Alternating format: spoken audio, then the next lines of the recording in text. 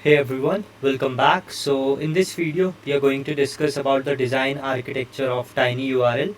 So this TinyURL is nothing but a URL shortening service through which you can shorten any long URL, and then system will return you a short unique URL for that particular long URL. So let's say this is my LinkedIn's URL, which is a very long URL.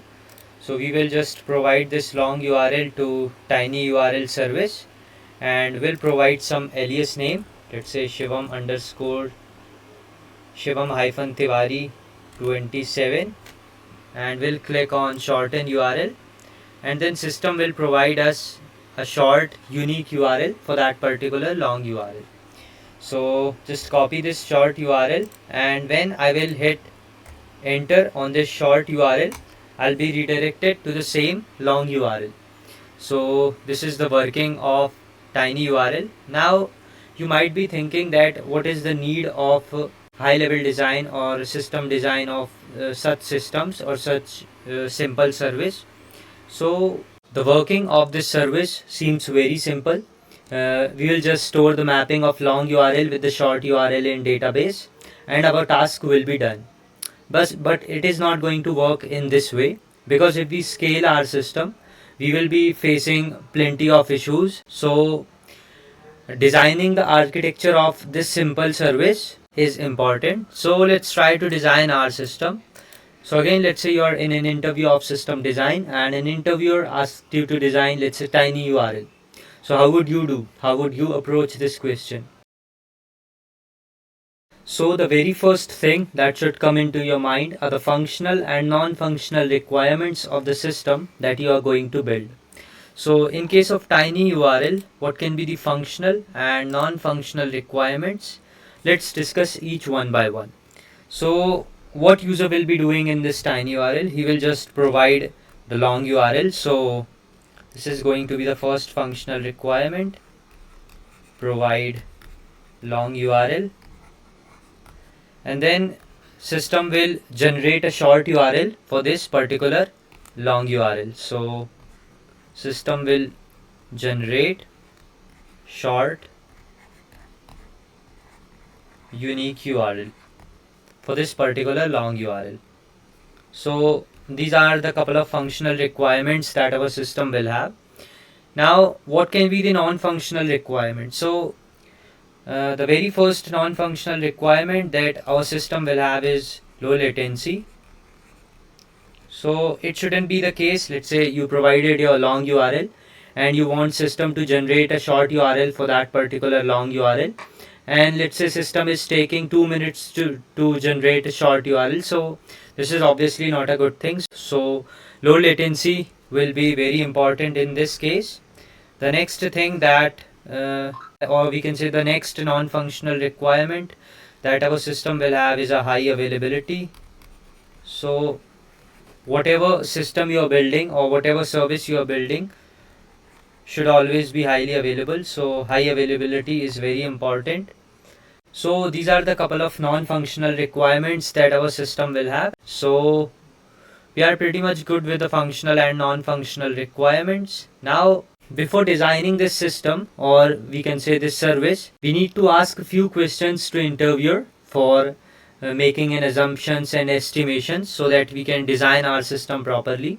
So the very first question that you can ask is, what would be the volume of traffic?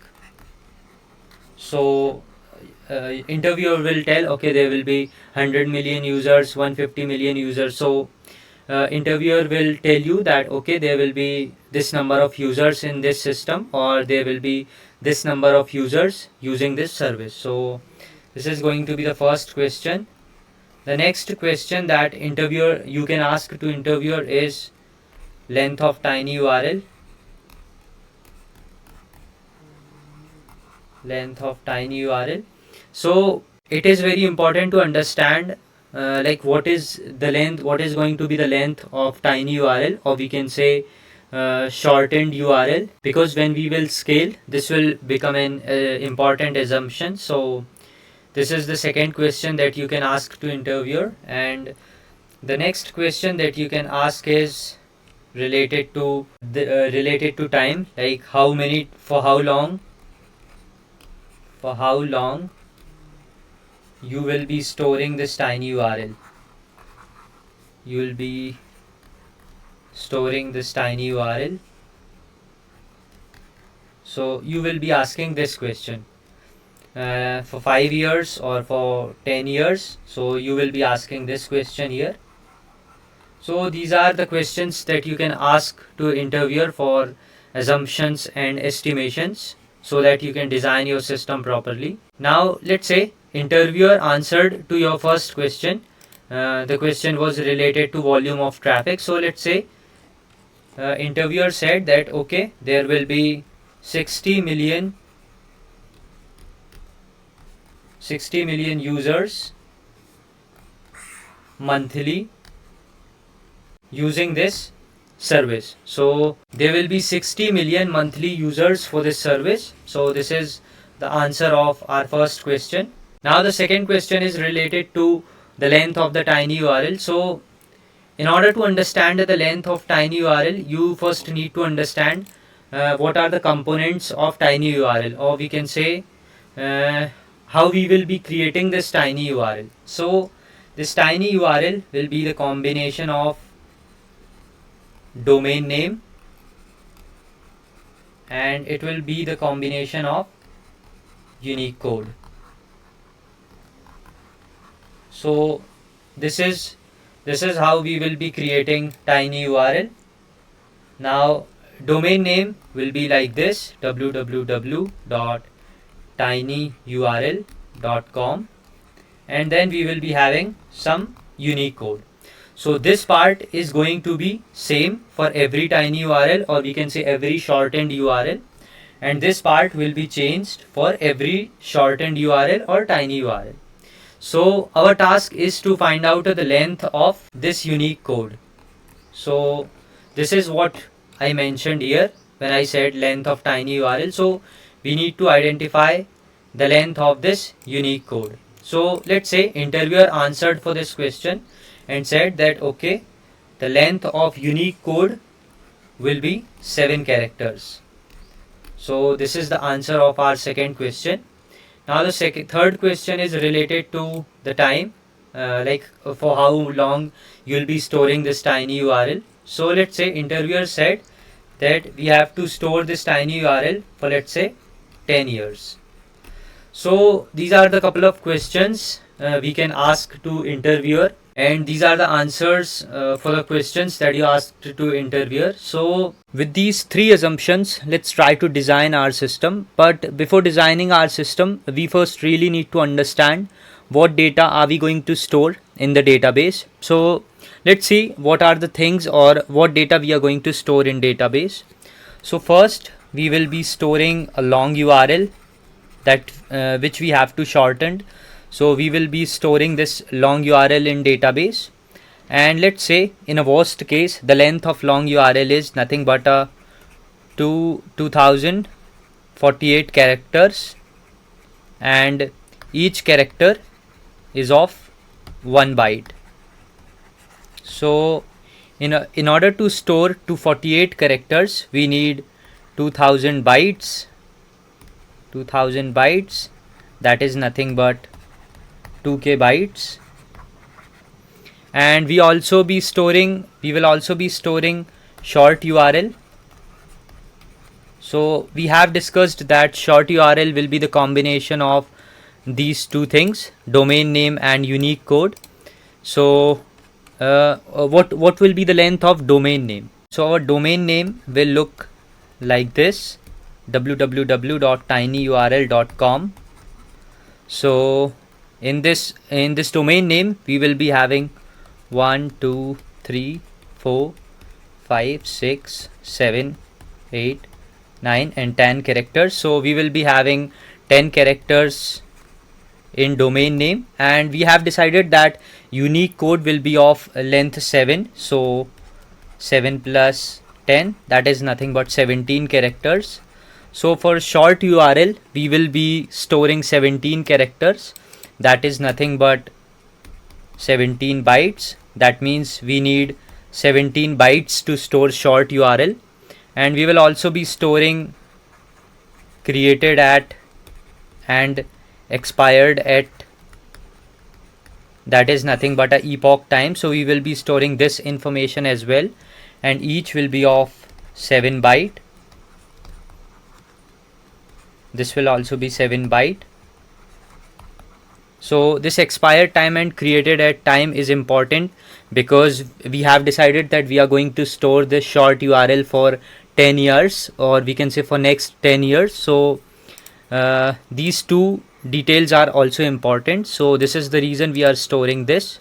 So these are the things that we will be storing in the database. Now let's calculate total bytes. So this is nothing but 2000 bytes, and here we will be having 17 bytes, and this is also 14 bytes. So let's try to calculate this. So first we have 2k bytes for long URL, 17 bytes for short URL, 7 bytes for created at, that is nothing but a time, and 7 bytes for expired at. So if we calculate this, it is nothing but 2031 bytes. So this is the total data that we will be storing for each entry, or we can say for each URL that we shortened, we will be storing this amount of data. That means 2031 bytes per entry. So in our system, we have decided that we will be having 60 million users. So if we calculate this, 60 million monthly active users, so 60 million into 2.031 kilobytes. So I made some calculations on these numbers. So let's have a look on these numbers. So for each entry, we will be storing this amount of data. That means every URL that we shortened, we will be storing this amount of data. And we have decided that in our system, there will be 60 million monthly active users. So in 1 month, we will be storing 121.86 gigabyte of data for 60 million users. And in 12 months, we will be storing 1.646 terabyte of data.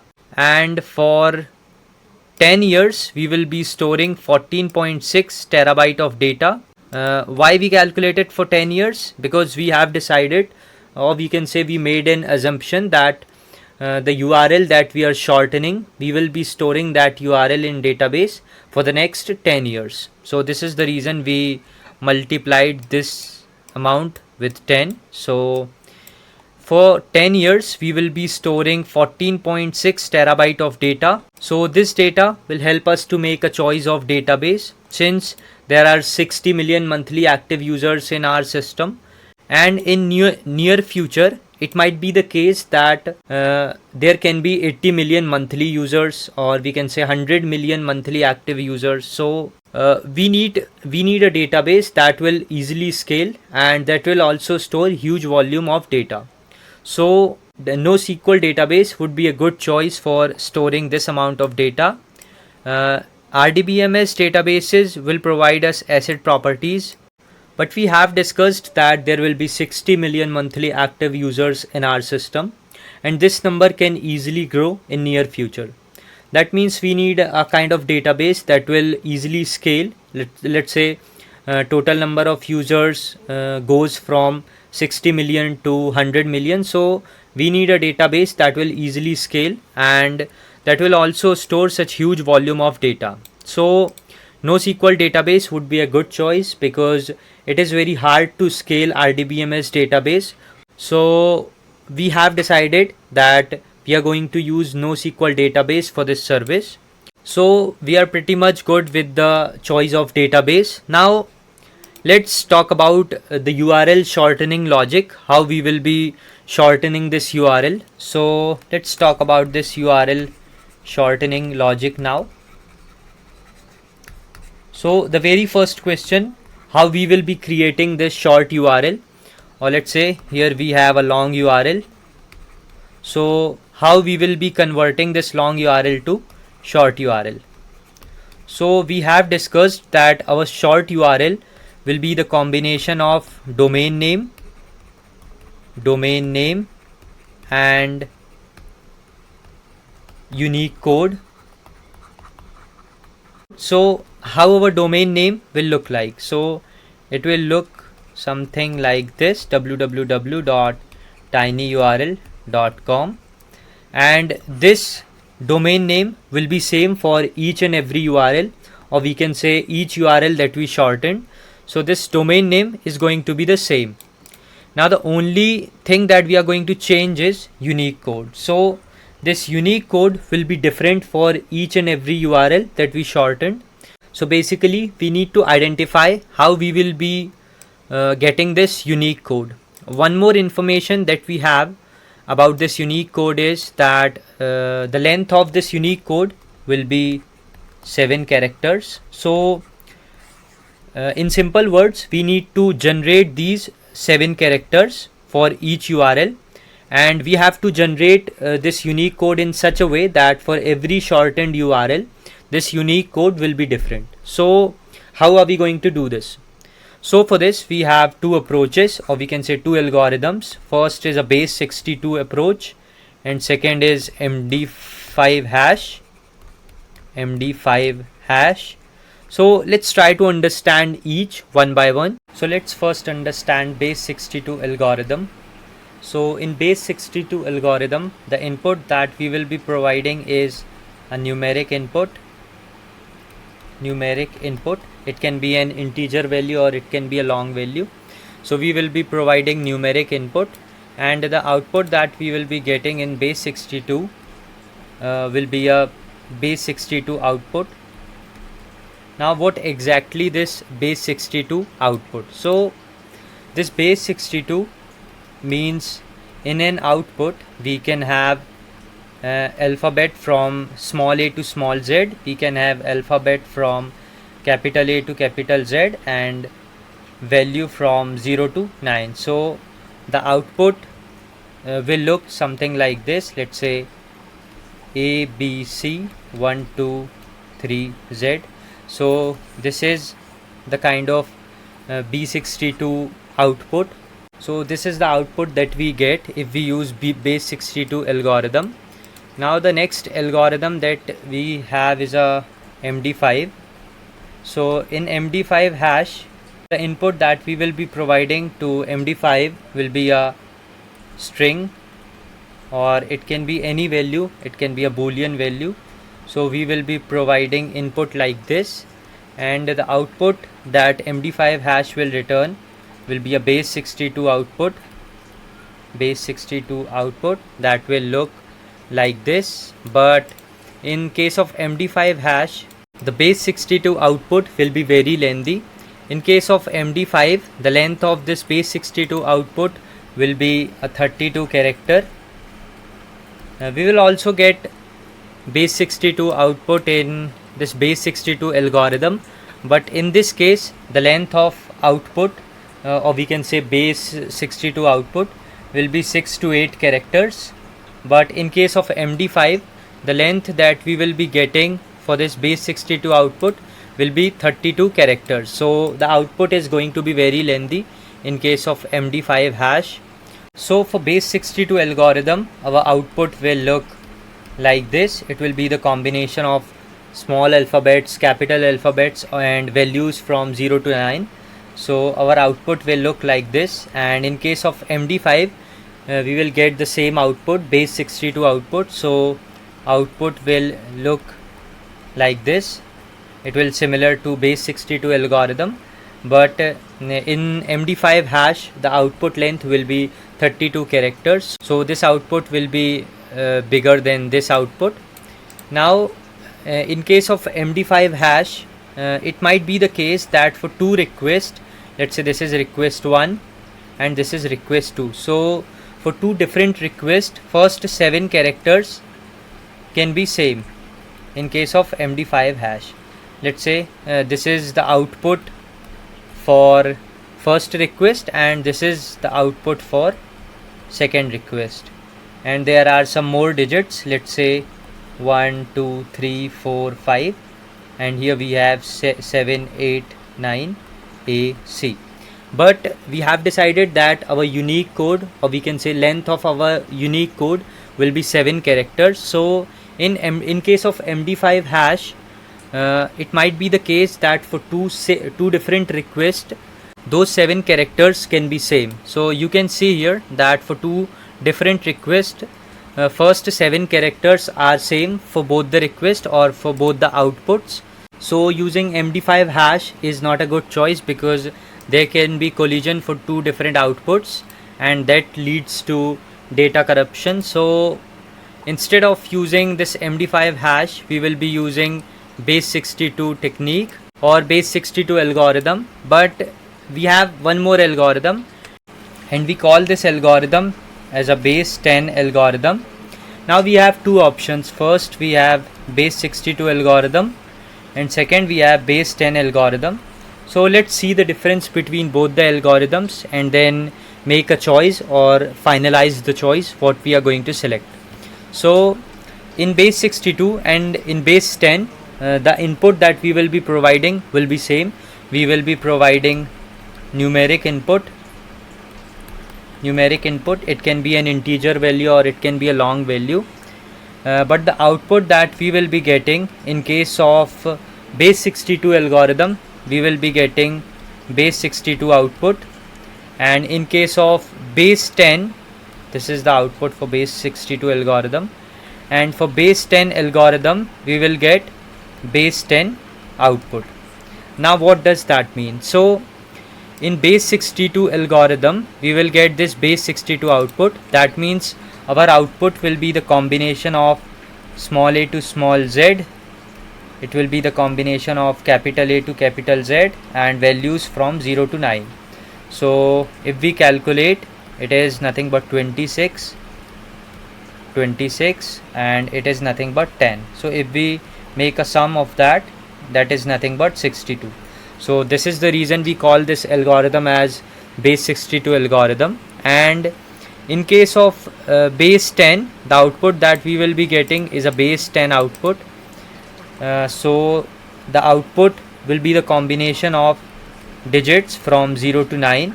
So this is the reason we call this algorithm as a base 10 algorithm. So in case of base 62 algorithm, we will get this output, and our output will look something like this. So this is the output that we will be getting in case of base 62 algorithm, and in case of base 10, the output will look something like this. So this is the kind of output that we will be getting in base 10 algorithm. So what should we choose now, base 62 or base 10? So we have decided that the length of unique code will be 7 characters, and we have two approaches to generate those 7 characters. First we have a base 62 approach or base 62 algorithm, and second we have a base 10 algorithm. So the question is same, which algorithm should we select or which algorithm should we choose? So if we use base 62 algorithm, we will get 3.5 trillion unique combinations for that unique code. That means we can generate 3.5 trillion unique codes if we use base 62 algorithm, and if we use base 10 algorithm, we can generate 10 million unique codes. So base 62 algorithm would be a good choice, because if we use base 62 algorithm, we can generate 3.5 trillion unique codes for this tinyURL service. Now let's make some assumptions. Let's say we are consuming 1000 unique URLs per second, and in one day there are 10 to the power 5 seconds. So this is nothing but 10 to the power 5 into 10 to the power 3. That means in one day we are consuming this number of unique codes, and if we calculate for 365 days, it is nothing but, let's take it as 350 for better calculation. Now this is the number of unique codes that we will be consuming in 1 year. So 10 to the power 5 into 10 to the power 3 and this will be 3.50 into 10 to the power 2. That means 3.50 into 10 to the power 10. So we have 3.5 trillion unique combinations, that is nothing but 10 to the power 12, and it will be 3.5 into 10 to the power 10. So if we use base 62 algorithm and if we consume 1000 unique codes per second, we can generate unique codes for the next 100 years, or we can say we can use those unique codes for the next 100 years. So using base 62 algorithm would be a good choice for URL shortening logic, or we can say in order to generate those 7 characters, base 62 algorithm would be a good choice. So this is pretty much for URL shortening logic. Now what next? Now we have a long URL, we have a short URL, and we just need to map this long URL with the short URL in the database, and our task will be done. So it is going to be very simple. We will take the long URL and we will add the mapping of long URL with this short URL. So is it going to be that simple? Let's try to understand this with the help of example. So we have seen that unique code, or we can say short URL, will be the combination of domain name and it will be the combination of unique code. So we have decided that our domain name will look something like this, www.tinyurl.com, and for generating this unique code we have decided that we are going to use base 62 algorithm, and the length of this unique code will be 7 characters. So in order to generate those 7 characters, we will give a random number to base 62 library. So our system will generate a random number every time. So let's say this system generates a random number 7, and this 7 will be sent to base 62 library, and then this base 62 library will generate a unique code of length 7. Let's say ABC123Z. So we provided this random number to base 62 library, and this base 62 library provided this unique code to us.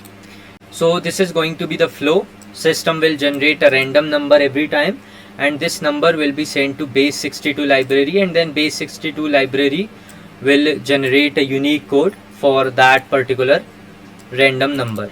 Now how we will be making the entry of this long URL with the short URL in database.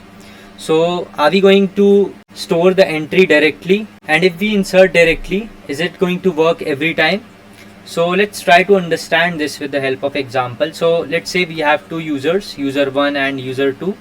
This user 1 provided number 7 to base 62 library, and then this base 62 library will generate this unique code, let's say ABC123Z. So base 62 library generated this unique code. Now this tinyurl service will create a short URL, that is www.tinyurl.com/ABC123Z, and whatever long URL that user 1 provided, so this tinyurl service will add the mapping, or we can say will insert the mapping of long URL with this short URL. Now let's say this user 2 also provided random number 7 to base 62 library, and then this base 62 library will generate a similar unique code, that is nothing but ABC123Z, and then this tinyurl service will add the mapping of long URL with the short URL for user 2. So if we put that directly, or if we insert that directly, this short URL will going to be the same for user 1 and for user 2. So this is the problem we can face if we insert the mapping of long URL with the short URL directly to the database. So we need to check every time whether the mapping of the short URL is already present or not. If it is already present, then system will generate a random number again, and then we will send this random number to base62 library, and then base62 library will generate a unique code. So we have decided that we are going to check in database every time before inserting the mapping. But this technique works only for simple systems in which we will be having only one server and there will be no parallel processes running. Now why I'm saying this? So let's try to understand this with the help of example. So let's say we have two application servers, two app servers. Here we have app 1 and here we have application server 2. Now this app server will be taking care of some traffic and this app server will be taking care of some traffic. Now let's say at the same point of time there are two users. One is using app server 1 and one is using app server 2. Name this user as user A and here we have user B. Now this user A wants to shorten his long URL, and similarly this user B also wants to shorten his long URL. So both will provide their long URL to the application server, and let's say the application server or system generated a random number for that particular long URL.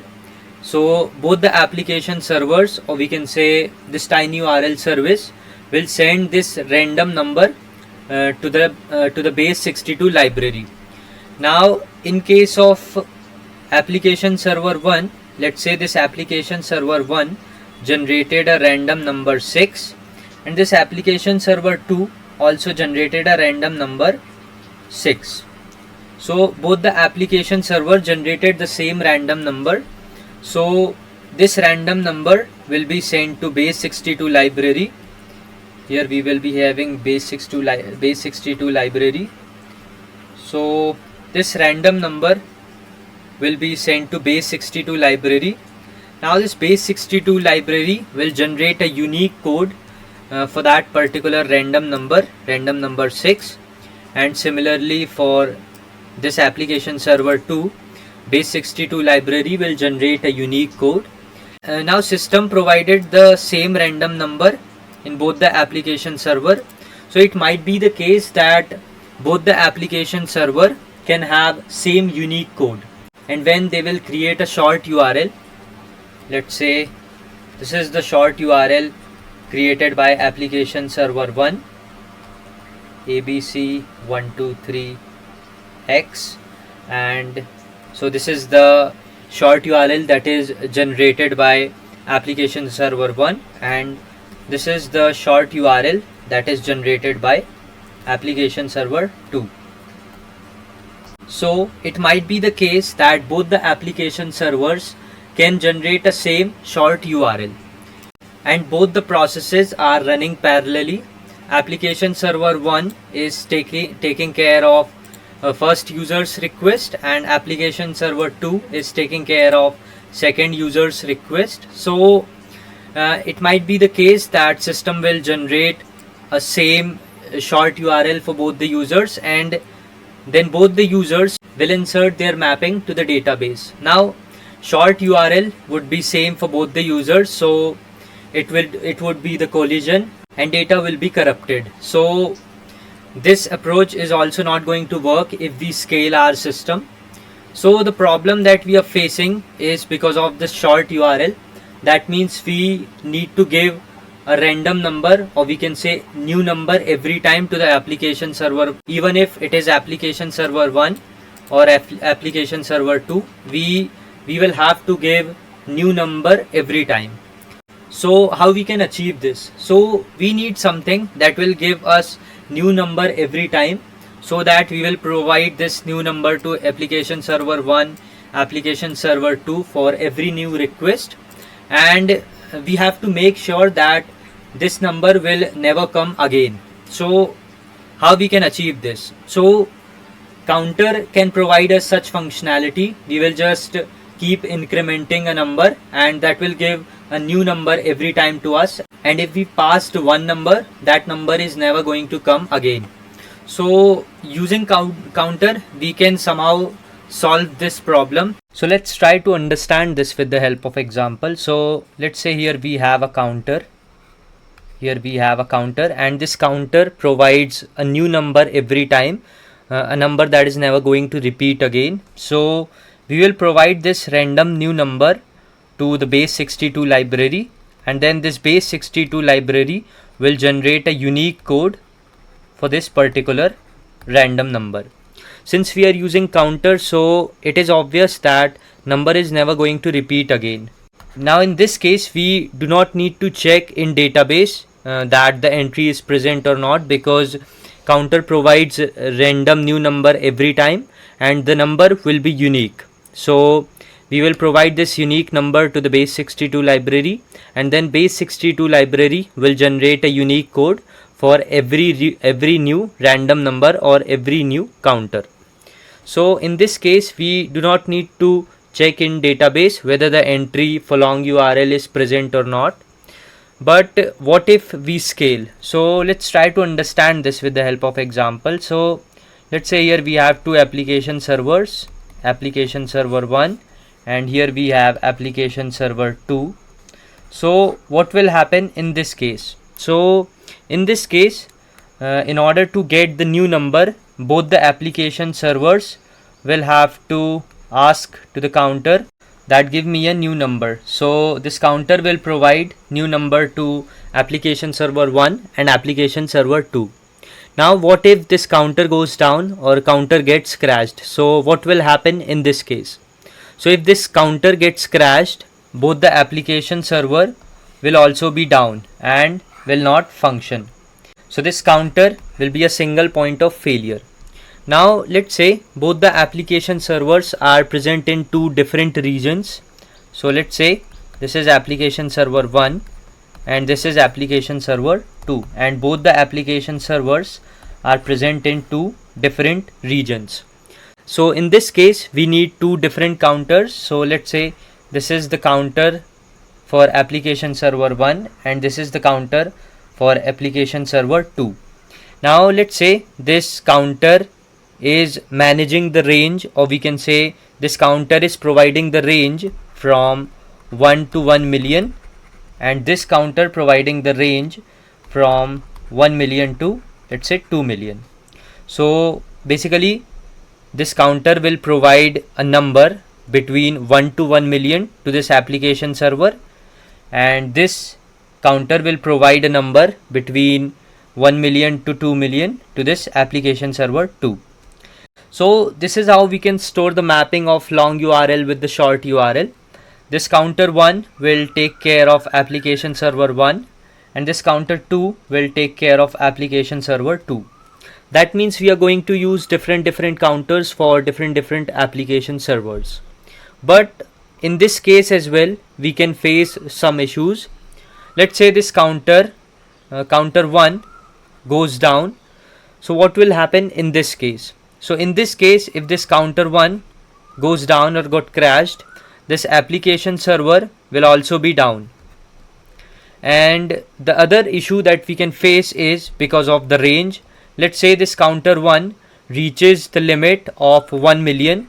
So who is going to reset the limit again? So these are the couple of issues that we can face if we use different counters. Now, what is the problem that we are facing? So we are facing a problem related to admin. Let's say if we will be having some admin, or we will be having some kind of administrator who will reset the limit or who will reassign the counter to different application servers, then our task will be done. So this admin task is going to be very tedious. We cannot update everything manually, and this is the reason we are going to use something called Zookeeper. So this Zookeeper, you can consider this Zookeeper as a school teacher, or we can say class teacher, which will be providing some functionality or which will have some task So let's try to understand the functioning of zookeeper with the help of student and teacher analogy. So let's see what this zookeeper will function. So first, this zookeeper, since this zookeeper is a teacher, so when a new student will come, it will give a unique number or unique name to this student, or we can say roll number. So first it will provide unique name to the student, and second thing that the zookeeper will be doing, it will record who is present and who is absent. So let's say if 5 students are present and 10 students are not present, so zookeeper will keep the track of this, who is present and who is absent. So zookeeper will keep the track of this. The next thing that the zookeeper will be doing, it will, let's say if there are 2 introvert students in the class, so zookeeper will help them to talk to each other. Basically it will help students to coordinate with each other, and this teacher won't let them fight. So this is the third thing that this zookeeper will provide, or we can say this teacher will provide, or teacher will function. So it will help students to coordinate with each other. So this is the third functionality for zookeeper, or we can say teacher. The next thing that this zookeeper will be doing, it will decide a monitor, who is going to be the monitor of this class. So these are the things, or these are the functionalities, or we can say these are the tasks that we will assign to zookeeper. Now you can consider this zookeeper as a teacher, and you can consider this application servers, or we can say app server, as a student. Now let's try to understand this again. So these are the tasks for zookeeper, and this zookeeper will act as a teacher. So this zookeeper will provide a unique name to student, and who is student here? Our application server is going to be student. So this zookeeper will provide a unique name to application server, let's say A1, A2 and A3. So this is the kind of name that zookeeper will provide to application servers. Now this zookeeper will also keep the track of application servers, who is present or who is absent. Let's say if we have 2 application servers, application server 1 and application server 2, and let's say this application server 1 goes down, so this zookeeper will keep the track of this. So this is the second task for zookeeper. The next thing that this zookeeper will be doing, it will help students to coordinate with each other. So what does that mean? So this zookeeper provides the coordinated database in which all the application servers will write. So this is the meaning of third sentence. The next thing that we have is a decide monitor. So this zookeeper will also decide a master node, that among all the application servers, let's say application server 1, application server 2 and application server 3, who is going to be the master node. So this zookeeper will decide this as well. So these are the couple of tasks that zookeeper will provide, and here we are considering zookeeper as a teacher and app server as a student. So before zookeeper, what problems we were facing? The first problem that we were facing related to the limit. What if this counter reaches the maximum limit? So this was the problem. Who will reset the limit?